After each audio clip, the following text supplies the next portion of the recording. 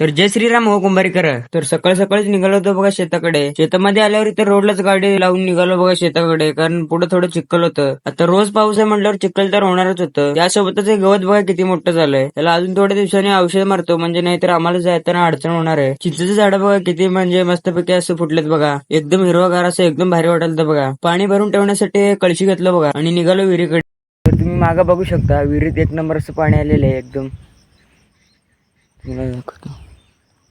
Direct विहिरीत उतरून असं पाणी भरून घेतलं बघा पिण्यासाठी. आता घरी जात होतो आणि पाय खूप घाण झाले होते म्हणून इथं पाय धुवून घेतलं बघा. बघा आता कसं स्वच्छ झालंय. पाय ते धुवून निघालो बघा घराकडे. आता गल्लीत येऊन बसलो होतो तर इथे केदे आला बघा. मी इथं बसलो होतो आणि कट्टर त्यांनी पण आला बघा. आता मी घरी जाऊन जेवण ते करून आलो तर बघा इथे सगळेजण येऊन बसले होते बघा कट्ट्यावर सकाळ सकाळी. आता सायकलवर ट्रिपची निघालो बघा शेताकडे. आज वातावरण पण एकच नंबर होतं. सायकल चालून चालून बघा किती काम सुटलंय. आता म्हटलं पोहायला लागतंय. मग काय सगळ्यात आधी हे गोल्या उडी मारला बघा आणि नंतर मी पण मार.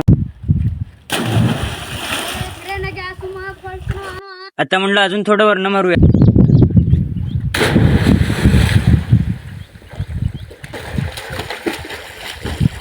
पोहून झाल्यावर उन्हाळ्यात तोडलेलं हे झाड म्हणजे असं शेतातच पडलं होतं, म्हणून त्याला असं सगळेजण मिळून बाजूला टाकलो बघा बांधावर. त्यांना म्हटलं आता तुम्ही घरी जावा, मला शेतात काम आहे, मी इथंच थांबतो. आता म्हटलं आपण पण लागूया कामाला. आता काम ते केलं आणि घरी जाताना बघा हे मला दिसलं बघा इंदुरधनुष्य. तुम्हाला पण दिसलं असेल तर कमेंट मध्ये नक्की सांगा. आता लवकर लवकर ब्लॉग आवडला असेल तर लाईक आणि फॉलो करा.